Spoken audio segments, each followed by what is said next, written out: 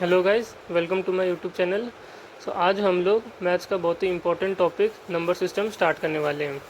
Number system के अंदर बहुत सारे टॉपिक्स होते हैं, तो मैं इस वीडियो में सारे टॉपिक्स कवर नहीं करूँगा। इस वीडियो में हम लोग टाइप्स ऑफ नंबर्स कवर करेंगे, फिर आने वाले वीडियोज़ के अंदर हम एक एक करके सारे टॉपिक्स कवर करते चलेंगे।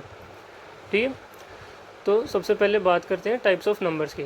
नंबर सिस्टम में नंबर्स दो टाइप के होते हैं, एक होता है रियल नंबर और एक होता है हमारा इमेजिनरी नंबर। रियल नंबर के अंदर भी दो टाइप आ जाते हैं, एक होता है रैशनल नंबर और इरेशनल नंबर। अगर आपने ये नंबर्स पहली बार सुन रहे हो ये नाम, तो बिल्कुल टेंशन लेने की ज़रूरत नहीं है कि ये नंबर क्या होते हैं। इस वीडियो के अंदर मैं आपको सारा बताने वाला हूँ कि ये रैशनल नंबर क्या होते हैं, इरेशनल नंबर कौन से होते हैं। इस वीडियो को देखने के बाद में आपको ये सारे नाम क्लियर हो जाएंगे। रैशनल नंबर में दो टाइप आ जाते हैं हमारे पास में, एक होता है नॉन इंटीजर और एक होता है इंटीजर। इंटीजर के अंदर हमारे सारे नंबर्स आ जाते हैं, प्लस, ज़ीरो, वन, -1, प्लस के अंदर इन्फिनिटी तक और माइनस के अंदर इन्फिनिटी तक। ये सारे नंबर्स हमारे इंटीजर्स में आ जाते हैं। ये हो गए हमारे पॉजिटिव नंबर और ये हो गए हमारे नेगेटिव नंबर। पॉजिटिव नंबर में हमें दो नंबर मिलते हैं, एक होते हैं होल नंबर्स और एक होते हैं नेचुरल नंबर। होल नंबर वो होते हैं जो ज़ीरो से स्टार्ट होके इन्फिनिटी तक जाते हैं, प्लस में 1, 2, 3, 100, 1000 तक आगे चलते रहते हैं।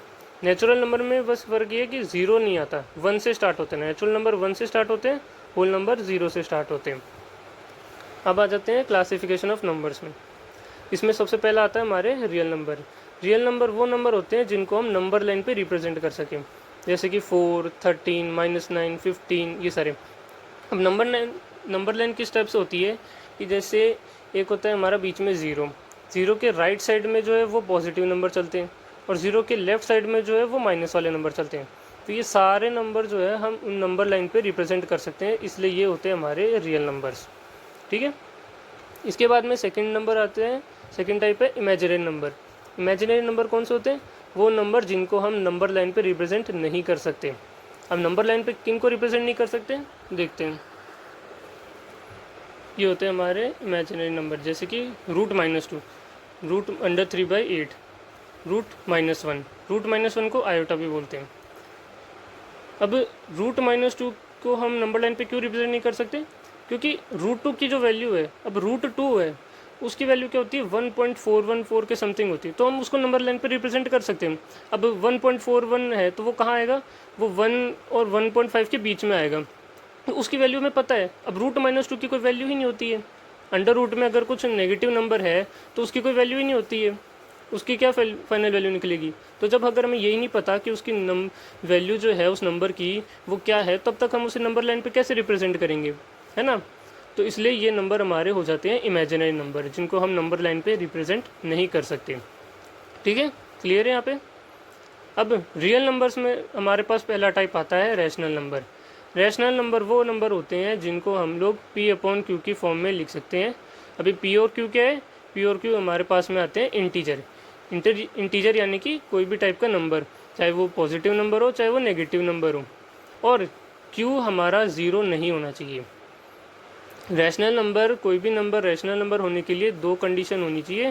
पहली तो ये कि उसको हम लोग P/Q की फॉर्म में लिख सकें, और दूसरा जो डिनोमिनेटर है हमारा Q, वो ज़ीरो नहीं होना चाहिए।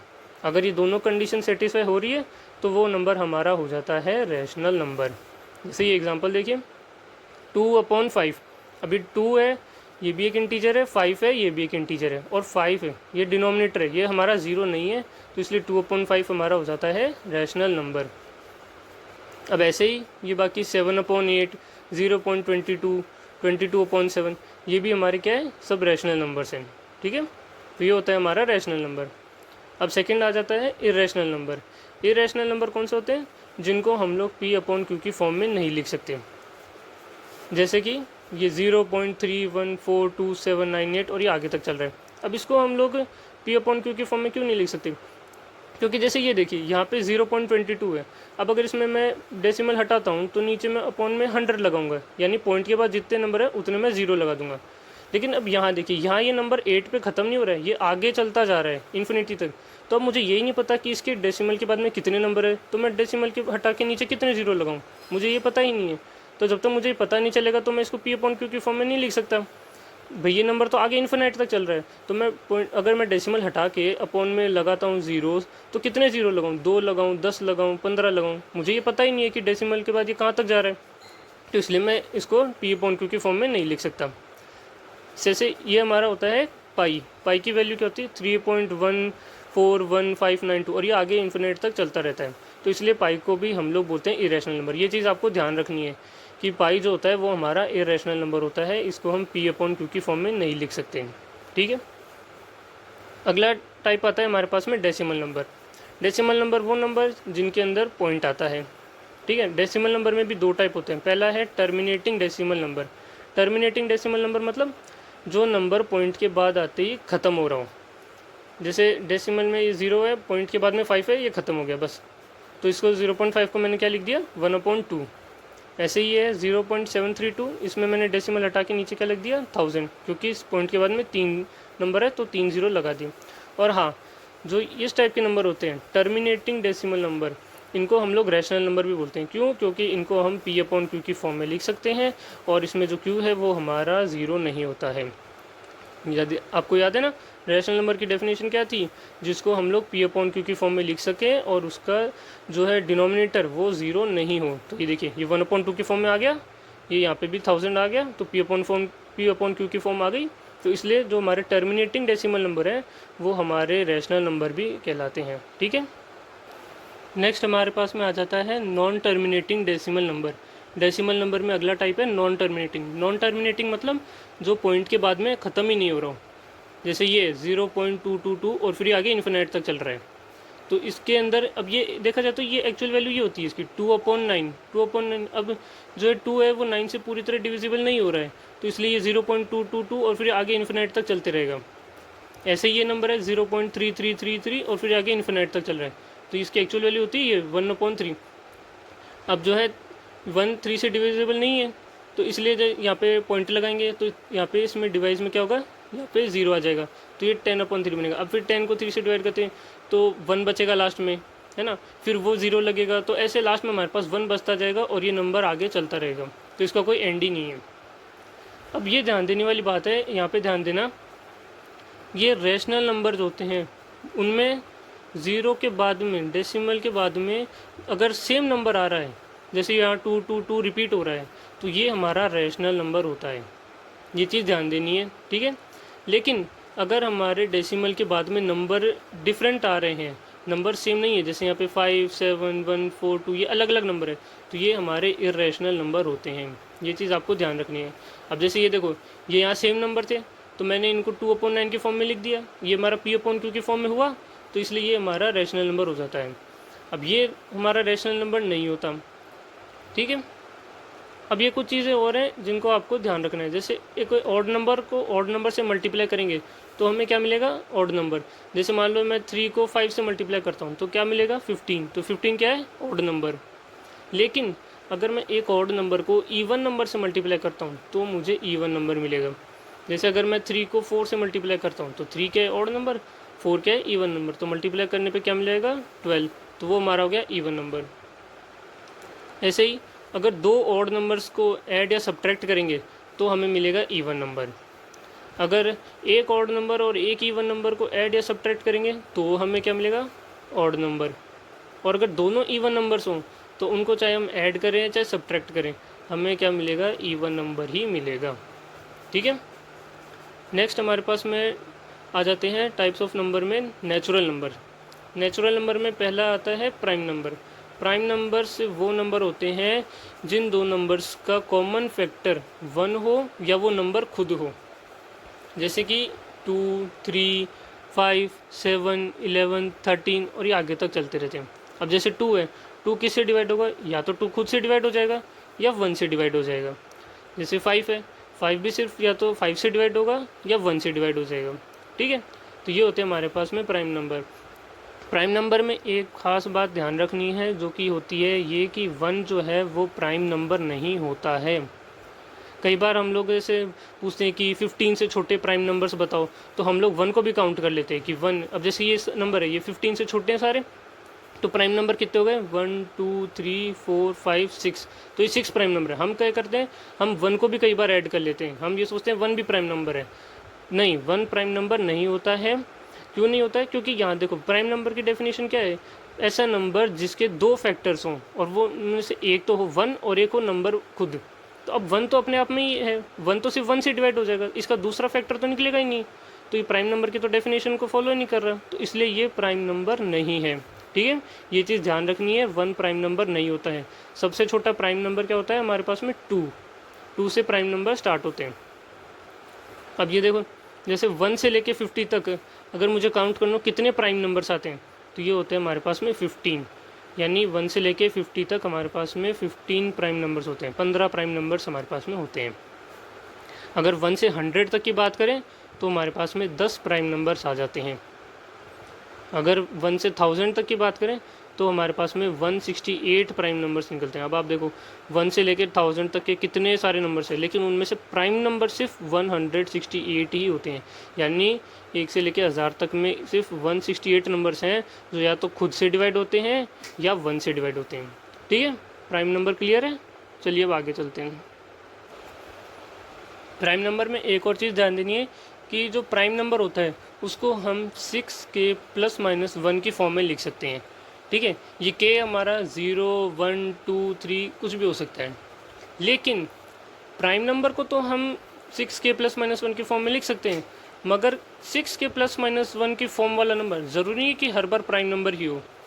जैसे ये देखो यहाँ पे 11 है, 11 मेरे पास प्राइम नंबर होता है, तो यहाँ पे मैंने क्या लिखा 6 × 2 -1, यहाँ पे के की वैल्यू क्या दे दी मैंने 2, तो यहाँ पे 6 × 2 12 -1 क्या हुआ 11, तो 11 मेरा क्या हो गया प्राइम नंबर। लेकिन ये देखो 25 है, 25 में मैंने क्या लिखा 6 × 4 +1, यानी 6 4 24 +1 करेंगे तो हो जाएगा 25। ये नंबर देखा जाए तो 6 के +1 की फॉर्म में आ रहा है, तो इसको तो फॉलो कर रहा है, लेकिन 25 आ रहा है, 25 के प्राइम नंबर होता है नहीं, क्योंकि प्राइम नंबर क्या होता है जो या तो खुद से डिवाइड हो या फिर 1 से हो, ये तो 5 से डिवाइड हो जाएगा, तो ये तो प्राइम नंबर नहीं हुआ है। वैसे ही देख लो 1 भी क्यों प्राइम नंबर नहीं होता, ये देखो 6 × 0 + 1, ये भी हमारे पास में प्राइम नंबर नहीं होता है। ठीक है, ये चीज़ ध्यान रखनी है, प्राइम नंबर को 6 के +-1 के फॉर्म में लिख सकते हैं, लेकिन हर नंबर जो इस फॉर्म को फॉलो कर रहा है वो ज़रूरी नहीं प्राइम नंबर ही हो। ठीक है, प्राइम नंबर के बाद हमारे पास में आ जाते हैं कंपोजिट नंबर। कंपोजिट नंबर वो नंबर होते हैं जिनके 2 से ज़्यादा फैक्टर हो, या सिंपल भाषा में कहूँ तो जो प्राइम नंबर नहीं होते। प्राइम नंबर को छोड़ के बाकी सारे नंबर कंपोजिट नंबर होते हैं, जैसे 4 6 8 9 आगे तक।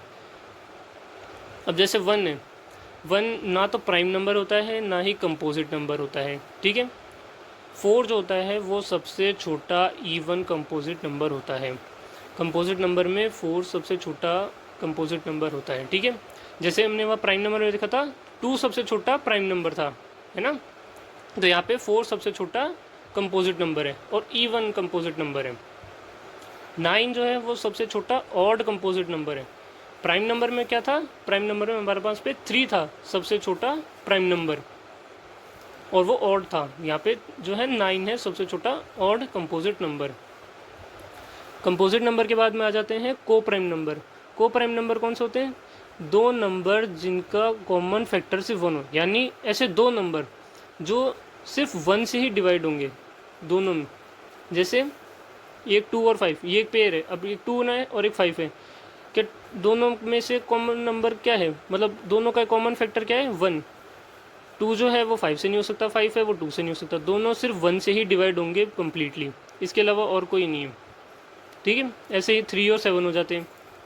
जैसे 3 भी केवल 1 से डिवाइड हो रहा है, 7 भी 1 से डिवाइड हो रहा है ना। अब अगर मैं यहाँ मान लो ऐसे लिख देता 3,6, तो ये को प्राइम नहीं होता, क्योंकि 6 तो 3 से डिवाइड हो जाता। तो इसलिए ऐसे 2 नंबर्स जो जिनका कॉमन फैक्टर 1 हो वो हमारे पास हो जाते हैं को प्राइम नंबर्स। ठीक है, जैसे अगर मैं बोलता हूँ ये 2,5, ये दोनों हमारे पास में क्या होते हैं को प्राइम। 3,7 ये हमारे पास में क्या हो जाते हैं को प्राइम नंबर्स। ठीक है, तो ये था types of numbers. I hope आप लोगों को ये कॉन्सेप्ट समझ में आ गया होगा, सारे नंबर्स क्लियर हो गए होंगे कि कौन से प्राइम नंबर होते हैं, कौन से को प्राइम नंबर होते हैं, कौन से रैशनल नंबर होते हैं। ये अभी तो हो सकता है आपको बहुत ही छोटा टॉपिक लग रहा हो, लेकिन क्या है कि जैसे आगे जब आप नंबर सिस्टम में और क्वेश्चंस करोगे ना, तो जब जैसे आप हाई लेवल पे जाओगे तब वहाँ पे ऐसे क्वेश्चन इस तरह से दे देगा कि दो नंबर्स हैं हमारे पास में जो को प्राइम है, तो अब वहाँ पे आपको पता होना चाहिए कि को प्राइम नंबर्स क्या होते हैं। अगर आपको ये नहीं पता कि को प्राइम नंबर क्या है, तो फिर आगे आप उस सवाल को सॉल्व ही नहीं कर पाओगे, आप वहीं अटक जाओगे। तो इसलिए ये मैंने पहले ये टॉपिक्स बताए हैं कि नंबर्स के टाइप्स क्या होते हैं, कौन से प्राइम नंबर होते हैं, कौन से कंपोजिट नंबर होते हैं, कौन से को प्राइम होते हैं, ताकि ये सारी चीज़ें आपको पता रहेगी। तो आगे जब आप नंबर सिस्टम में और टॉपिक्स करोगे, जैसे हम आगे HCF एलसीएम निकालेंगे, इसके अलावा हम डिविजिबिलिटी रूल सीखेंगे कि 5 से कोई नंबर डिविजिबल है या नहीं, 7 से कोई नंबर डिविजिबल है या नहीं, कैसे पता करें, तो वहाँ पर ये सारी चीज़ें आपके काम आएंगी। HCF एलसीएम में निकालते टाइम कई बार हमें ऐसे क्वेश्चन दे देता है कि जो दो नंबर्स हैं वो दो नंबर्स हमारे पास में प्राइम नंबर्स हैं, तो हमें पता होना चाहिए कि प्राइम नंबर कौन से होते हैं, तो हम मान के चल सकते हैं उसमें, फिर हम उस क्वेश्चन को आगे सॉल्व करेंगे। ठीक है, तो इस वीडियो में इतना ही। आई होप आप सबको ये कॉन्सेप्ट समझ में आ गया होगा। वीडियो अच्छा लगे तो वीडियो को लाइक कर देना, चैनल पर नहीं हो तो चैनल को सब्सक्राइब कर देना। मिलते हैं आपसे एक नई वीडियो में।